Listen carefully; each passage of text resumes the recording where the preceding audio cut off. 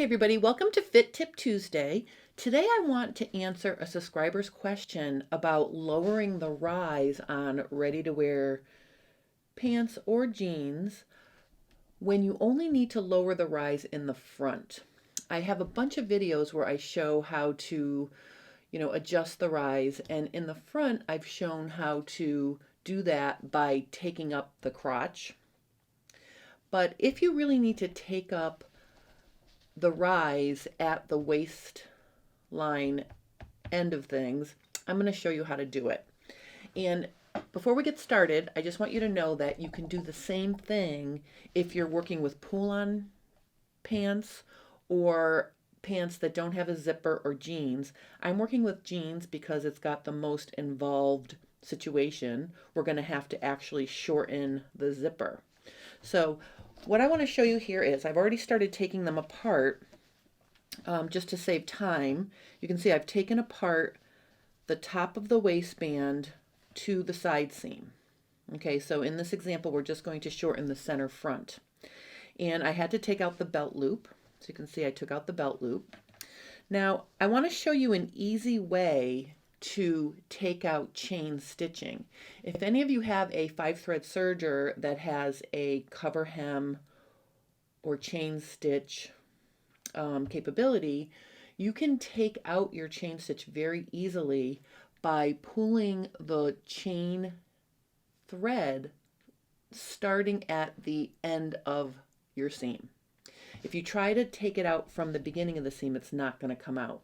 So the challenge becomes when you're working with ready-to-wear and you have a manufacturer's chain stitch, which you can see here. This is actually done with a chain stitch, this top stitching, because you can tell by the thicker looking stitch on the wrong side.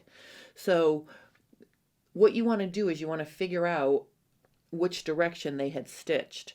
In this case, I started to take it apart, so we're lucky on this side because they stitched in this direction coming up towards the center front. So I've taken apart the very end of the chain stitch holding the bottom of the waistband. I've taken that apart just a couple stitches. And the important thing is you don't want to pull on the needle thread, which in this case is my top stitching thread. So I'm going to come back here to the chain looper thread, and I'm just going to pull it, and you're going to see what happens is it just comes right out. Okay, so the goal is to pick out some stitches and pull on it. Now if you start to pull on the chain thread and it doesn't come out, then start on this side over here and go in that direction, which is what I had to do over here. So basically I'm just going to take this out to the side seam. Okay, and then after you rip the looper, then the needle thread also just comes right out. All right, so you don't end up with all of the picky mess of picking. And the cool thing about these jeans is that's how the waistband was attached. There's no additional seam here. Sometimes you'll take out your top stitching and then you may have to deal with an additional seam. In this case, I didn't have to do that. So on the center front edge here, I'm just going to pick out the stitching. Now on this side there happens to be just 2 rows of traditional top stitching here. So I'm just going to carefully pick out this stitching.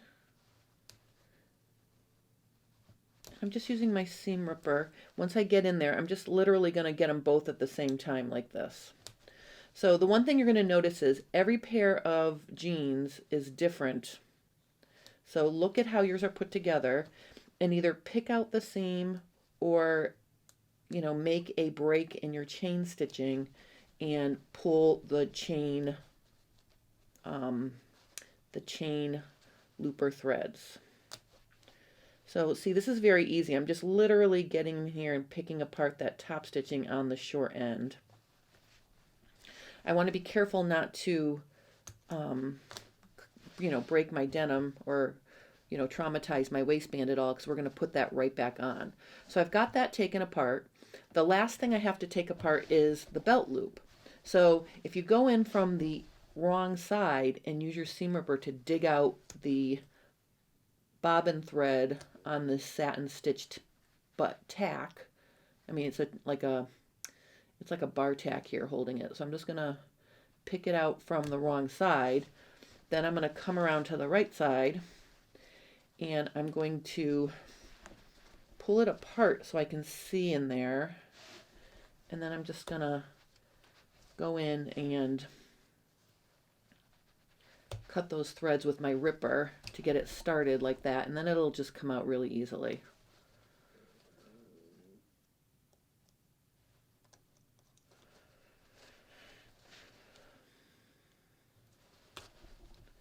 All right, so after I have my belt loops, just the lower section of the belt loop detached, okay, you can see what we have here now is the front is free from the waistband.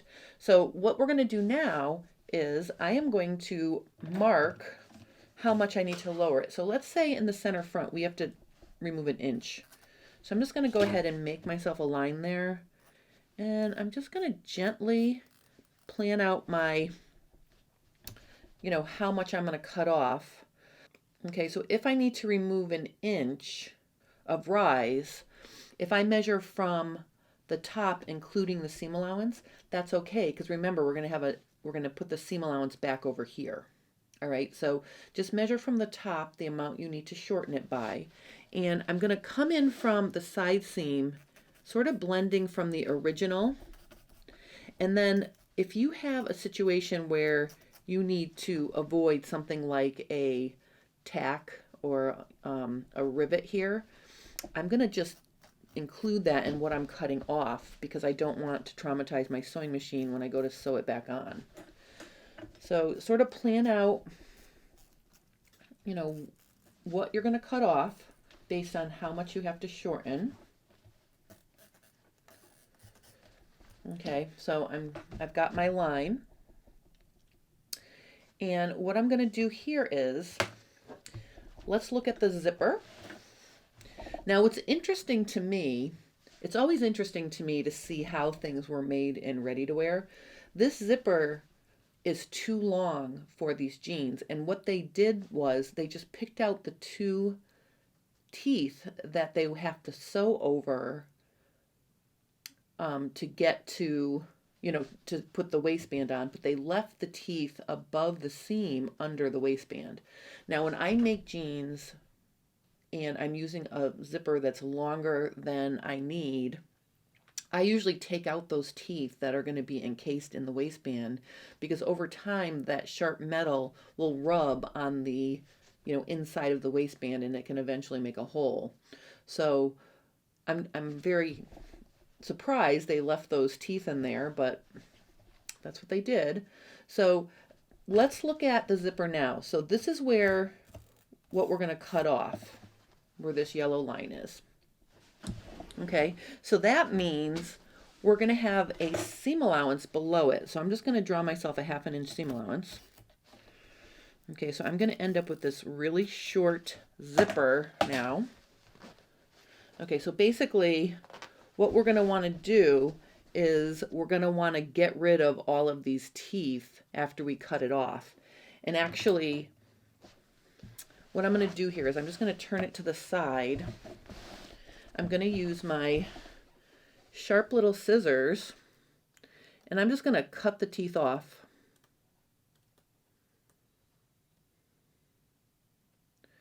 And I'm going to cut the teeth off until I am just below my stitching line on my seam allowance to put the waist back on. In this way, I will be sure not to break my needle or anything as I'm sewing. Now here's the deal with working with a zipper that's too short. If you have a locking tab, and you can see that this is a locking tab because you can physically see the lock, this little extra piece of metal on the pool is a lock. What that lock does is it prevents the the zipper from pulling down when the pull is flat. So if I were to try to pull this with it laying flat, it does not come down. So that's how you can get away with not having your top stops on your zipper. Okay, so just most ready-to-wear jeans or pants are going to have a locking tab, but that's why you can cut off the top of the zipper. So I did it on this side. I'm going to just go back in and cut off all of these teeth with my sharp little scissors. And I want to make sure I stop at the same tooth here on the opposite side. So let me just cut it off here and let's see.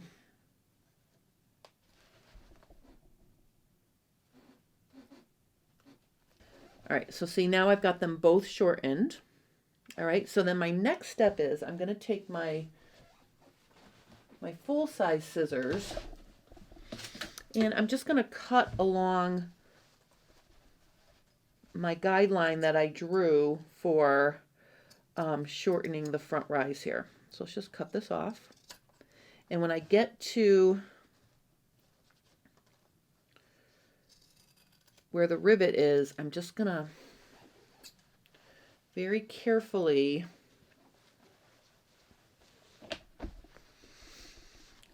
cut just underneath it.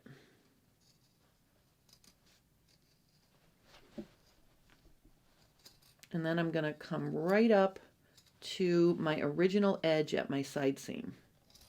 Now, depending on how your pants are fitting, you may need to go a little bit in the back as well. So make sure you can do a gradual, return to your original rise. If you all of a sudden have to jump right up, I would extend it out a little farther. And plus, it also depends on how it's fitting you. All right, so I'm going to put some Wonder Clips here because now the pocket is flapping free. I'm just going to put some Wonder Clips, get it to lay properly and put some Wonder Clips there for now, just to hold it for us. All right, and then I'm going to turn the pants around and I'm going to cut off the extra rise on the other side. So it's really important that we cut off the exact amount so everything still matches up. So again, I'm going to be really careful and I'm just going to skim the bottom of that rivet and then I'm going to bring us right back up to the original like that. All right. Okay, so now again, I'm just going to put this pocket back in place with a couple Wonder Clips to hold it. Oops. Okay, I'm going to make sure that I'm, putting the pockets back exactly the way they were, because you want to make sure everything's still going to lay flat. Okay, and if we look at it from the inside, let's just look at the inside here. You can see that that is laying nice and flat. All right, so I've got the extra rise taken off these jeans now. So the next step is we're going to go to the sewing machine. So let me get that set up. Okay, so the first thing I'm going to do is I am going to sew or baste the pocket back together so I don't have to worry about that shifting when I put the waistband back on. And I already have, my top stitching thread is in already, so I'm just going to go with that. All right, so basically I'm just going to sew within the seam allowance. Okay, and I just need to do it through, you can see I'm just sewing through all of the pocket pieces to hold that there. Let me do the other side.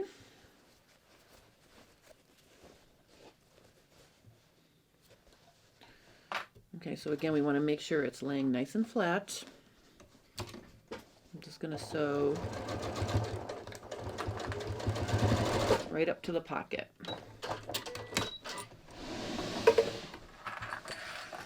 All right, now let's put the waistband back.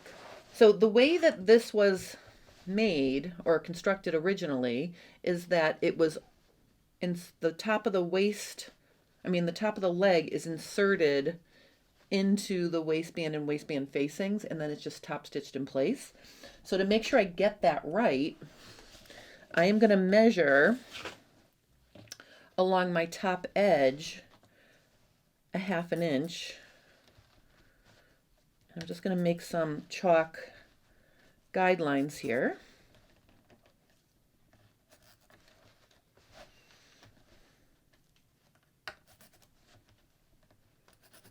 Okay, and then it's going to bring us right back to where the bottom of the waist is here. Okay, so that's going to be our guide to put the waistband on, and I'm going to draw those on both sides. Now on this side, I have to start at the fly, and one thing I might mention, don't zip your zipper up. Leave it down, because if you zip it up to check, you might zip it off, and then that's another whole issue. You can put the pull back on, and I'll put a link to that in the description below in case you do zip it off. All right, so let me just mark my 1/2 inch here. I'm just going to go right across 1/2 inch. And again, when you get to the top or the side seam, you should be even with your original seam allowance. And the cool thing is, like in this case, I took my waistband out farther than I needed to, but I can see the darker seam allowance there, so that's kind of cool. All right, so our next step is I'm going to start at the center front, and I'm just going to insert this back in like this. And for this, we're going to have to use traditional pins, so I'm going to just pin it in place. And basically what I want to do is make sure that I'm evenly putting that waistband back on.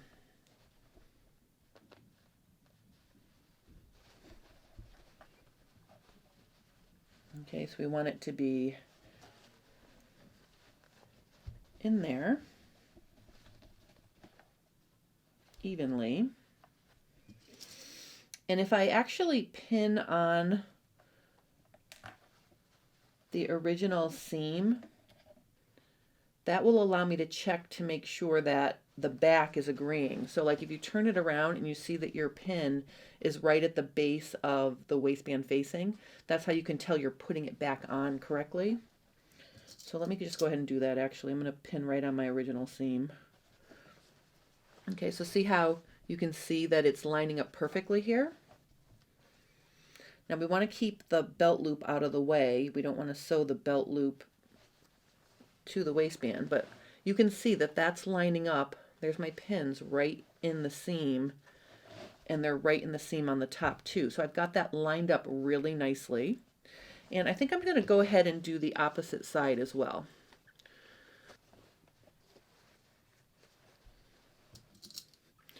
You know, and the cool thing about this is this waistband has been on here and it has sort of muscle memory. So it's actually pretty easy to put that back together exactly the way you took it apart. Like don't iron anything flat. Don't play with it. Just put it right back. You know, insert the tops of the legs right back in there, and you'll see it goes together pretty easily. All right, so I've got all my pins in agreement. The last thing I want to check here is I'm just going to button the button, and I'm going to make sure that the bottom of the waistband still agrees right to left. And you can see that it does. I'm just going to remove these stitches that I took apart over here. All right, so there is my newly shortened front rise. So now all that's left to do is to top stitch that in place. So I put pink in my machine so you can see my stitching. Let me get my sewing machine back over here. I switched to my straight stitch foot here because it'll make it easier for me to see what I'm doing. And I'm going to start over here at the end, And I'm going to just overlap maybe 2 stitches, you know, from where I stopped taking it out. Now when you top stitch, you want to put your top stitching thread in the needle and all-purpose thread in the bobbin, because many home sewing machines don't like top stitching thread in the bobbin as well.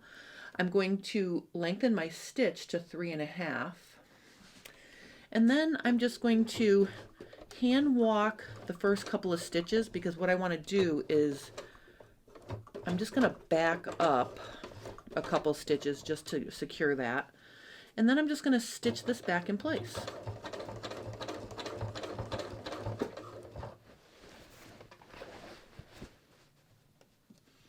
I'm going to take my pins out as I come to them. Okay, the one thing you want to make sure is you want to make sure that your pockets are laying flat too, so just check those from underneath. When I get to my belt loop, I am going to just continue stitching and keep my belt loop out of the way.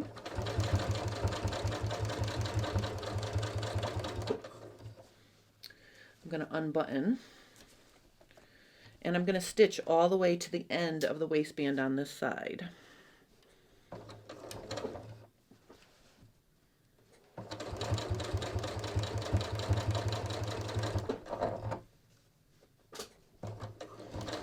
When we get to the zipper area, we don't have to worry about breaking our needle because we took the teeth out. Now when I get to the very end, I'm just going to pivot and stitch straight up the center front edge and meet up with the original stitching.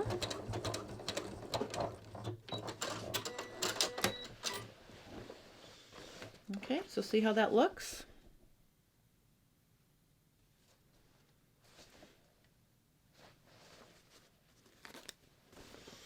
And from the wrong side, you shouldn't see any of the top stitching thread. If you do, tighten your upper needle tension a little bit.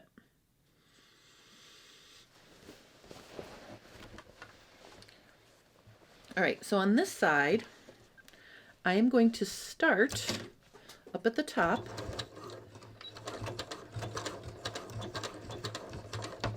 Stitch down to the base of my waistband. Pivot, and then I'm going to stitch along the bottom of my waistband. And again, when I get to that pocket, I'm going to make sure it's flat.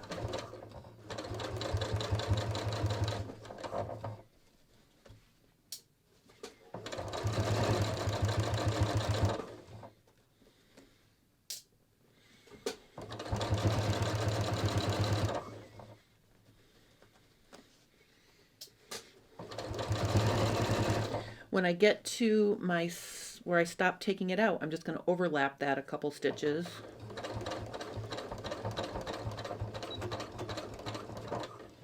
And I'm all done. All right, so look how nice that looks. Let's take a look at what we have here. All right, so doesn't that look great? If I were using the same color top stitching thread, you wouldn't even see that I took that apart. Okay, and from the wrong side, you can see it looks exactly the same. The only difference is the chain stitching ended and the regular machine stitching started. So that's how you can see where I took it apart and where I stopped taking it apart. But it looks just as lovely as before I took it apart. Now, to finish these belt loops, I highly recommend picking out all of the stitching that was there so it doesn't add bulk to the area you have to stitch it back onto. So take out the stitching all the way. Okay, and then basically all you're going to do is stitch that back on. Now, I highly recommend just using a straight stitch to stitch that on. If you try to bar tack it, your machine may balk at it a little bit because it is thick. When you put your belt loops back, don't stretch them down tight give a little breathing room so your belt will fit. Okay, so lay it flat and then push it up a little bit like that so it's not super snug. And then I'm just going to put one pin here to hold it in position. And then I'm just going to go to the sewing machine and sew that back on. All right, so I am just going to put my needle down. And depending on how thick my denim is, I may use the hand wheel and hand walk the machine right across the base of the belt loop. When I get to the end, I'm going to pick it up, back up, and I'm going to stitch again in the same direction because a lot of home sewing machines don't like to go backwards with top stitching thread. So I'm just going to sew across it twice using my hand wheel. And then I am going to go backwards just a couple stitches to secure it. And then I'll just come forward. Okay, so let's take a look at that. Okay, so that makes a nice bar tack. I probably could have gotten a little closer on this side, but basically that's on, and all I have to do now is repeat it for the opposite side. All right, so that's how you shorten the rise on your ready-to-wear jeans or pants. And like I said, you can do this method even if you don't have a zipper. You just don't have to deal with, shortening the zipper part. But you can see that this worked really, really well. If you have any questions or comments about shortening the rise on your ready-to-wear, please let me know and I will help you.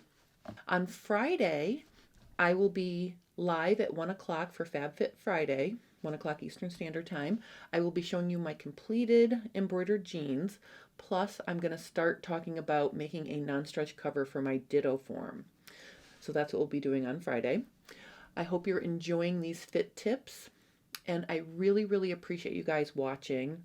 If you like it, you might want to subscribe and click the little bell so you don't miss a thing, because I'm going to be adding more and more fun as the year goes on. Well, in 2022. So anyway, thank you guys for watching and have a wonderful rest of your day.